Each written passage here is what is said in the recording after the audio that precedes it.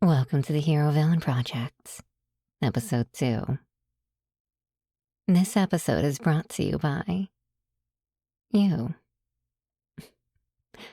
Thank you so much for supporting me. And without further ado, please enjoy the episode.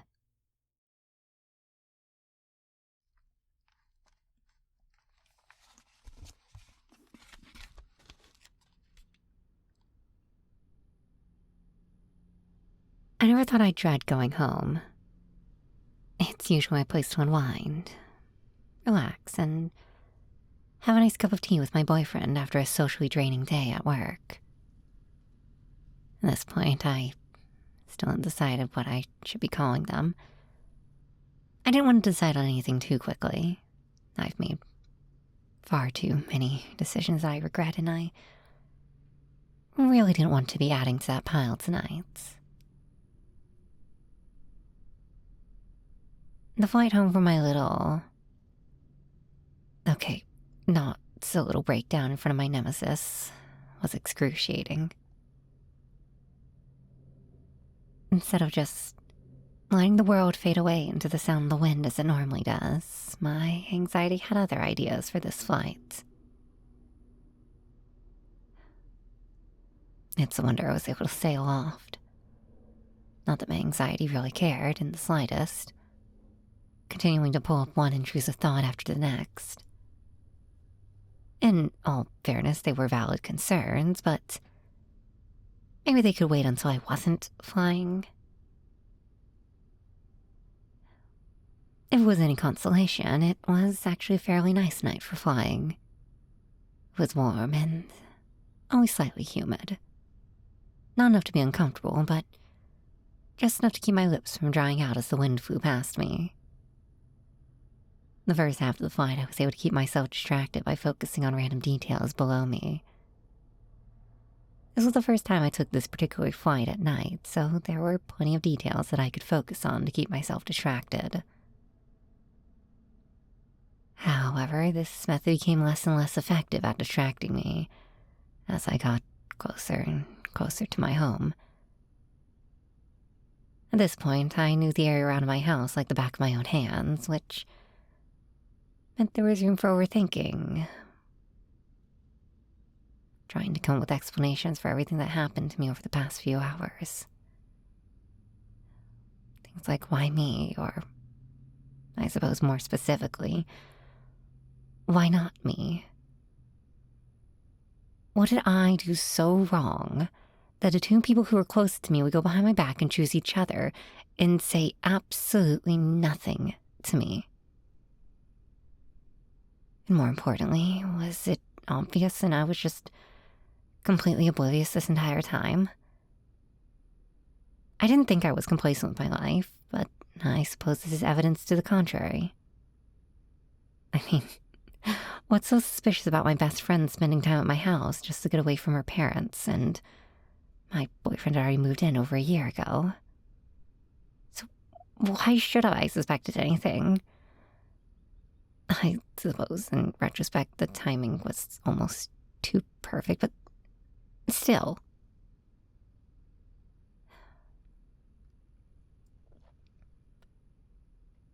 I already knew I wasn't the greatest girlfriend and that I'm often out for work. But if they told me that they were catching feelings for each other, we probably could have worked something out. I know the transition period would have been a little bit awkward with my boyfriend already living here.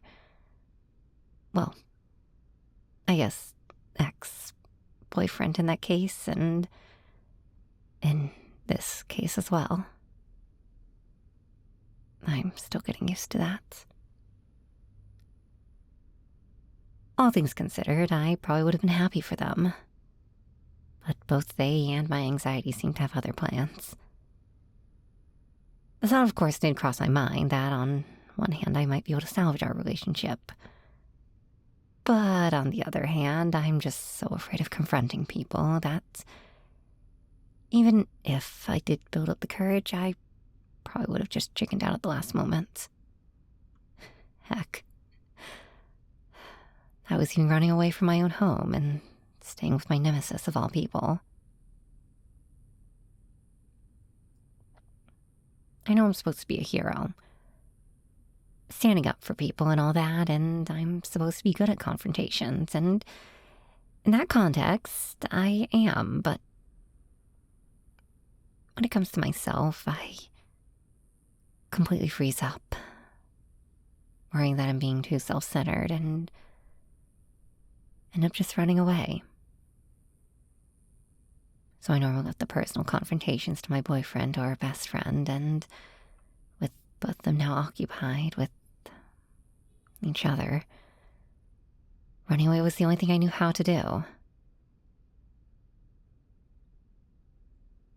My handler's great at publicity, but she's absolutely terrible at remembering to alert me about events in advance, which is partially why I dread getting calls from her.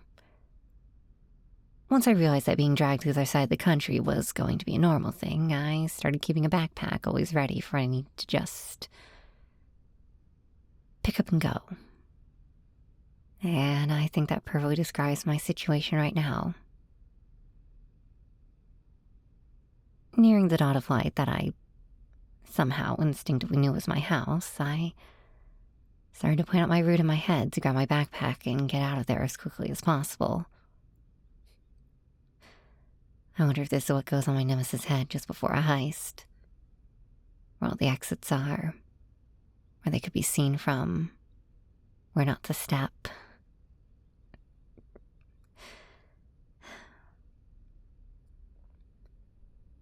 I never thought my first heist would be on my own home.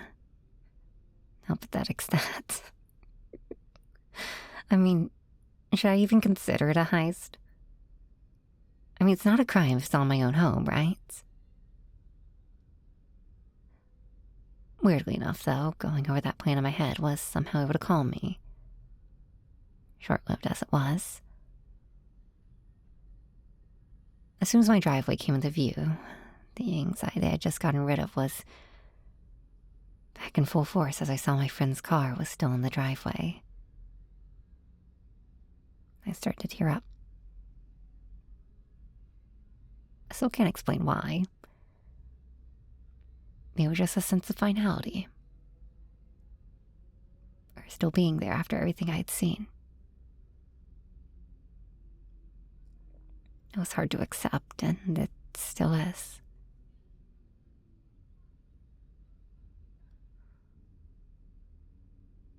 Steeling myself, I took a better look at the house. There was only one light on the second floor, and thankfully it wasn't from my room, where we normally slept together.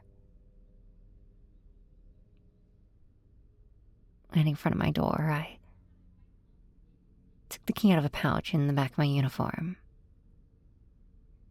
giving the door a little pull as I unlocked it.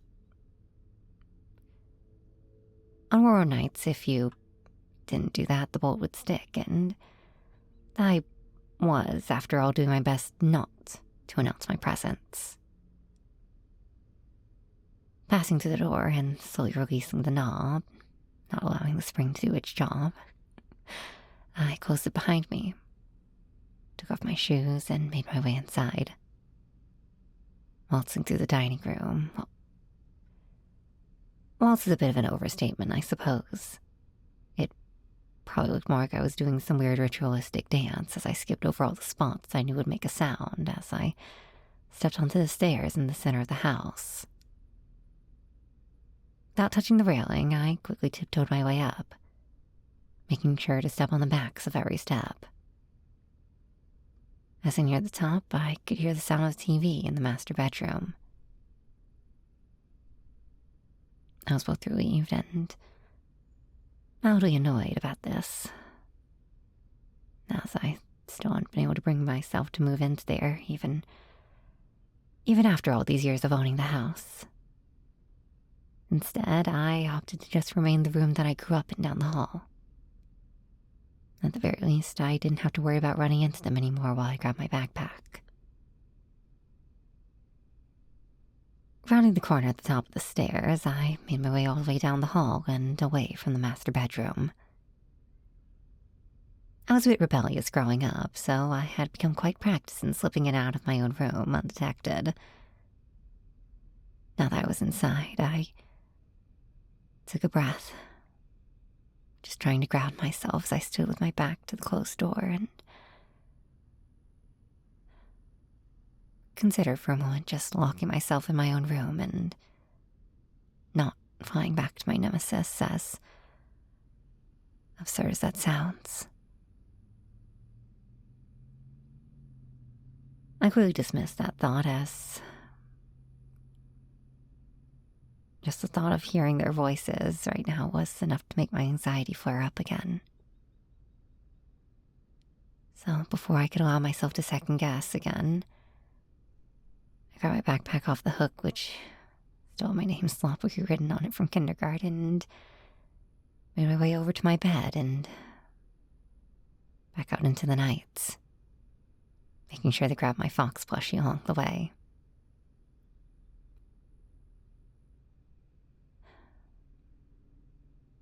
Closing the window from the outside while hovering was admittedly a much harder task than I expected it to be with one hand. Finally managing to slide it close, I did a quick check to make sure I had anything. However, only once I was well on my way back to my nemesis lair did I realize I didn't actually have everything. In my rush to get in and out, I had completely forgotten my shoes in the entryway. Such an amateur mistake. Being so worried about even the possibility of having to interact with them, I completely forgot the small detail of my plan of not exiting the same way that I entered. However, because my suit also covered my feet, leaving only my head and hands to poke out, I wasn't at all uncomfortable. And I put an extra pair of my shoes back into my backpack after my last trip, so it wouldn't be the end of the world. Plus, I didn't want to, nor did I have the time at this point to turn back, I told myself. I was already pushing an hour at this point. It was actually quite a peaceful flight back. My mind was actually calm enough that I was able to smell the night air and appreciate the wind running through my hair.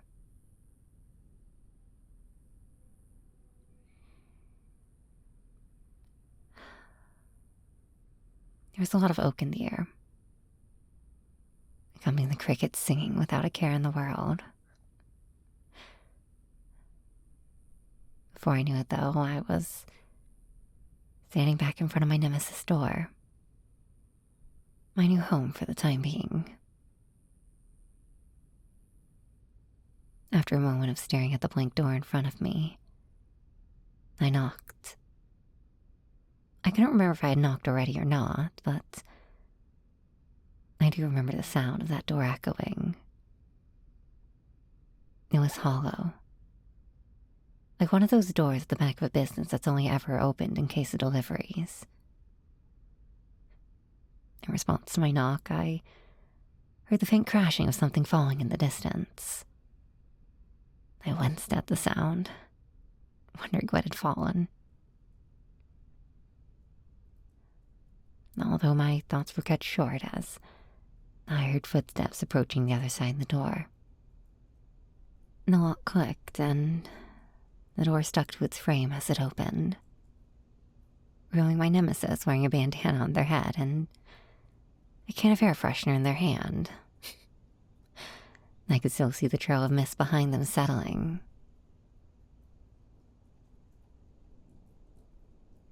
Huh.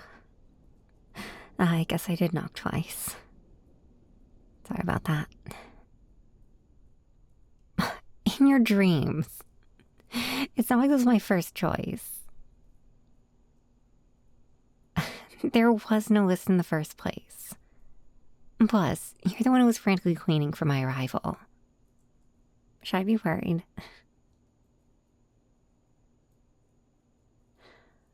Either way, sorry for the hassle.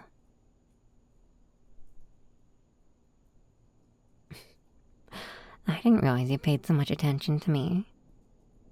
If I didn't know any better, I'd say you were looking forward to this living situation. Yes, that's exactly what it looks like to me. Is this how you normally are? Right back at you. But I meant at home, dummy. Can I come in? I really don't need any rumors spreading after what's happened to me today. Thanks, but I got it. I'd rather keep a hand on my own things for now anyways. Do you really want to go snooping around in my stuff that badly? I'm sorry. It was a bad joke. I'll take it back. Please, lead the way.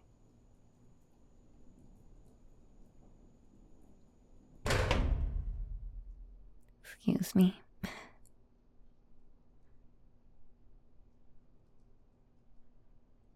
It's a lot more organized in here than I expected it to be.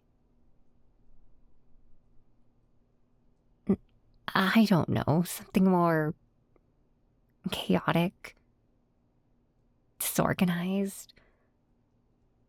It just doesn't fit the image I had of you at all.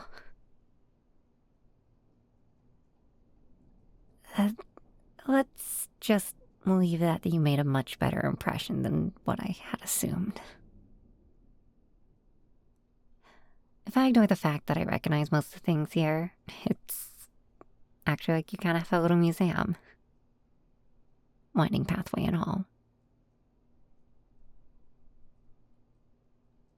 Hey, don't look at me like that.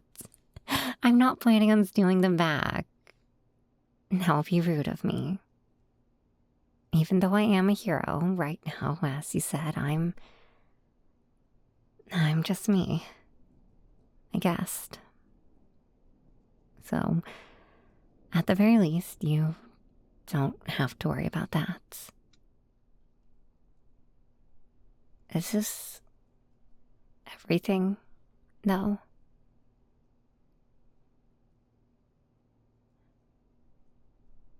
Well, for some reason, I kind of assumed you would have sold most of it.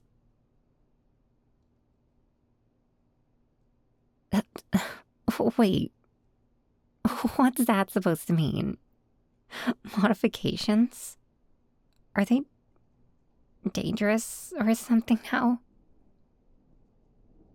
What do you mean that depends?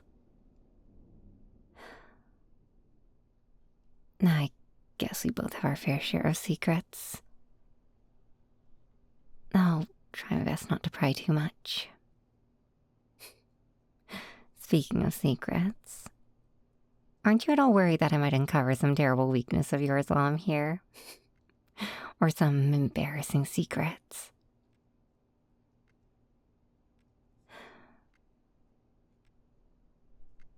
Are you trying to compliment me or insult me? Fine. Let's go with both.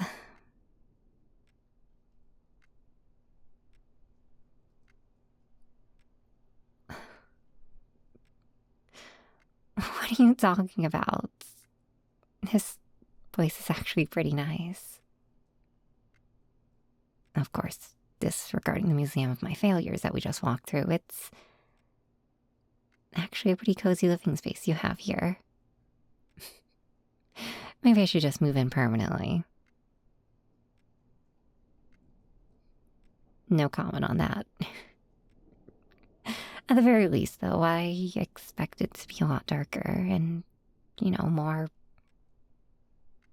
evil looking.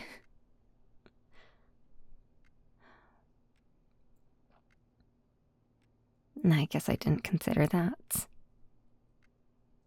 I suppose always being a villain would be rather exhausting. I know being a hero is, and it's not near as glamorous as it seems. Normally that would sound amazing, but I really don't think I can work up any sort of an appetite right now. Tea sounds really nice, though, if you happen to have some.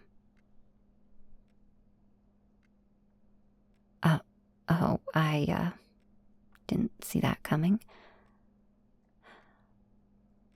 Honestly, just anything calming right now. Tea has always been my way to wind down with my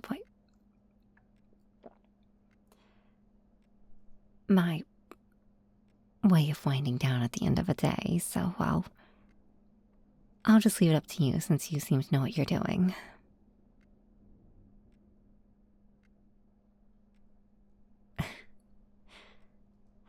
You said it yourself. You enjoy fighting me, so it wouldn't make any sense if you were to poison me now. Plus, if I'm gonna have any chance of getting my thoughts in order, I can't always be on guard while I'm staying here.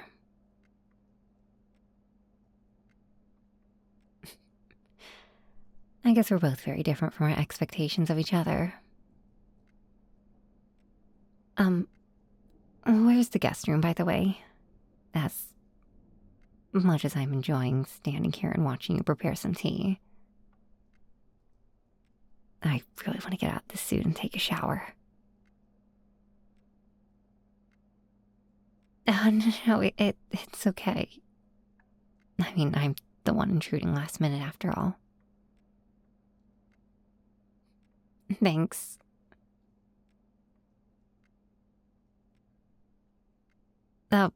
Right. Other left. Force of habit. Sorry.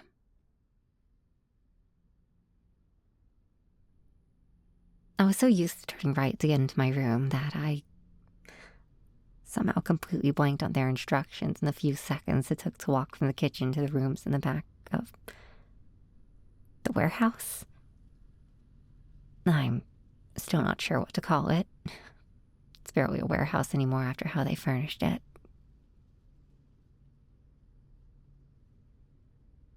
Opening the door to my room for the next bit, I set my plushie and backpack down on the bed, flopped it open, and pulled out a fresh set of clothes along with my toiletries and made my way to the conjoined bathroom. Setting down and arranging my things, I locked the door that led to my room, as well as the one that I can only assume led to the hallway as well. I started the water and reached behind my neck to unlatch the top of my suits. Then, reaching behind my back, I pulled down the zipper, which ran all the way from my neck to the base of my spine. As I did, I stole one more glance at the locks. Better safe than sorry. Peeling the suit off myself, I would, and still don't, understand how they make it so I don't get all sweaty and gross inside. Doesn't change the fact that I still feel gross and can't imagine I smell good by any means.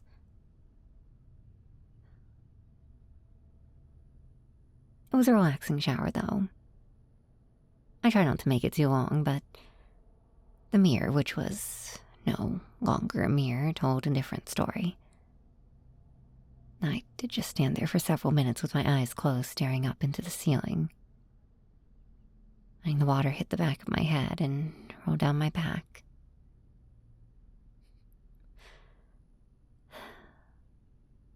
I didn't realize how high I'd been holding my shoulders from all the stress as they sank back to normal positions. I relaxed for the first time all day. Getting dressed and drying off, my hair now feeling much lighter, I rolled it up in a shirt and tied it above my head. Feeling refreshed from my shower, I completely forgot that tea was being made for me and I should make my way back to the kitchen. And instead collapsed face first on the bed. Knocked my plushie and took a deep breath in before feeling around frantically for my phone. Took me a moment to realize that it was probably still my uniform. moved my head just enough to look at my uniform folded up on the bathroom counter and decided that I didn't really want to interact with anyone. Or for that matter, I couldn't. And either way, it was far too late. If Amanda wanted something from me, she would have to wait.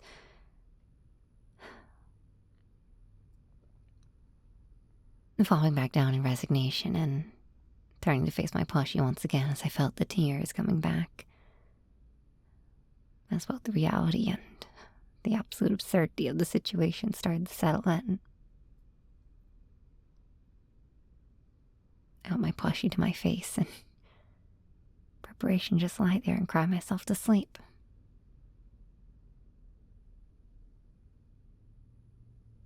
A knock at my door brought me back to reality for a moment. Reminded me that the tea was ready. I groaned. Not at them, but at my thoughts being interrupted. Yeah, give me a moment, I said through the door as I unceremoniously rolled myself out of bed. Moving to the door, I gave my uniform one last glance as I grabbed the knob. It caught me off guard when it didn't turn. It hadn't been a habit for a long time. Locking doors, that is. I shook my head, as if it would do something to stop the train of thought, and opened the door. Sorry for the wait.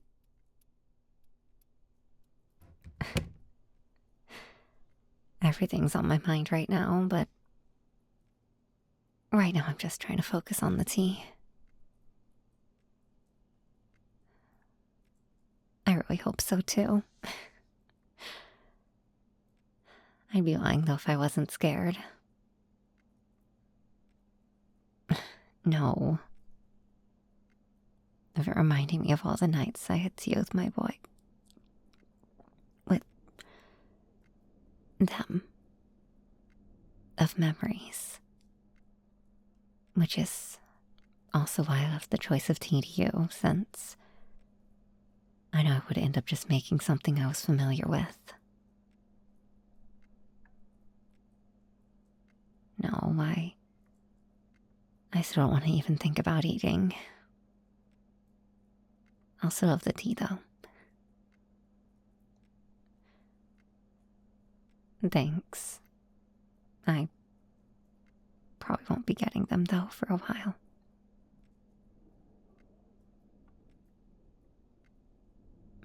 Take your time.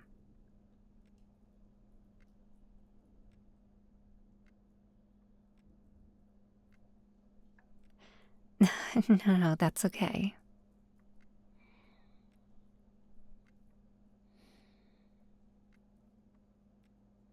That does smell really good, though. We're about to find out if it's different enough. I saw you put lavender in, but I didn't catch what else.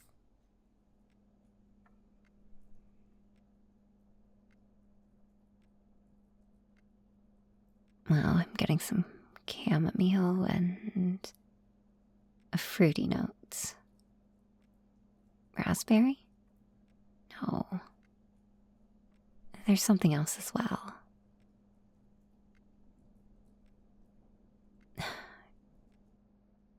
You know, you could play along. Fine. Fine. I'll just drink the tea.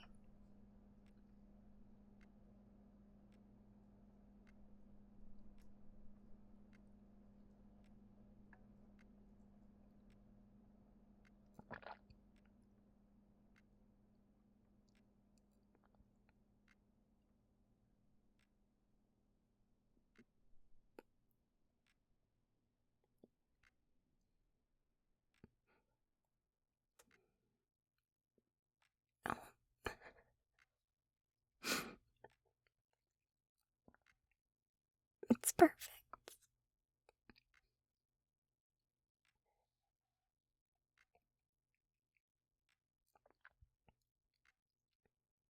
Absolutely perfect.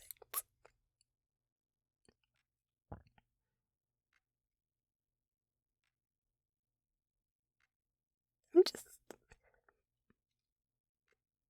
relieved. I thought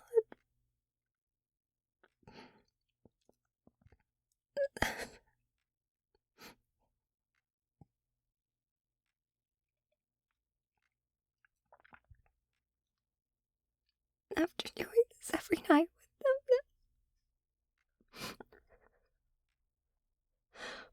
that there would be memories flooding back.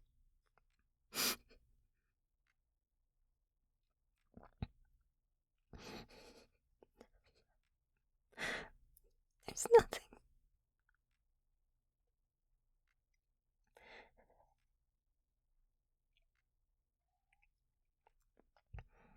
Absolutely nothing.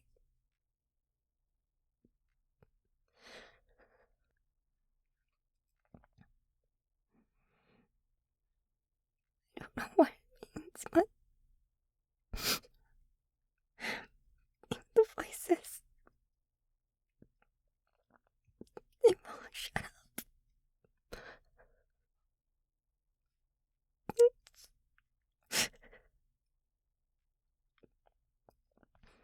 Everything is just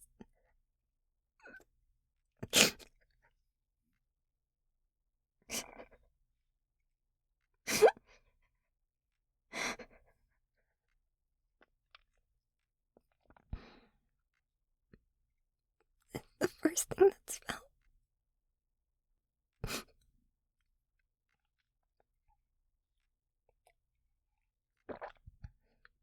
It felt real all day.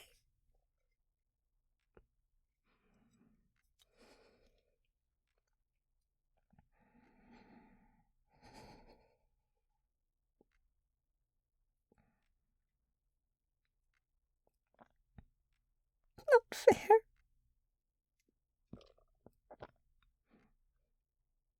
It's supposed to be a villain. It's supposed to be a villain. Why do you care so much?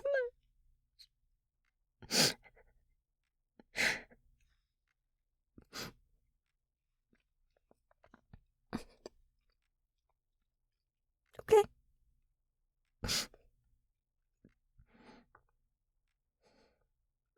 Okay. And for the rest of the night, we just sat there at the counter, enjoying our tea in relative silence as I cried and sniffled between sips of tea. Tea had always been something that I had at the end of a hard day to decompress and talk about what happened. And with having done my nightly ritual with them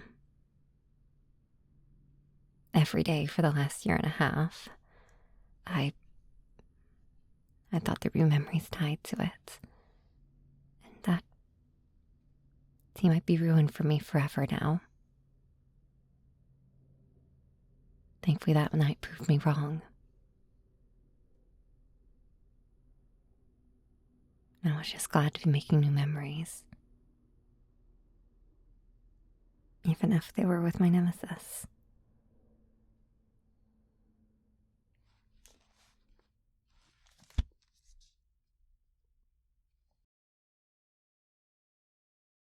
Episode 2, Tea. Written and produced by Olivia Necron. And a special thanks to all my longtime members: Richie, Papa Sanzer, Chaka, Dragon Princess, Mr. Underswitch, and Fluxy. A shout out to all of my new members: Windex, Canned Soup, and James.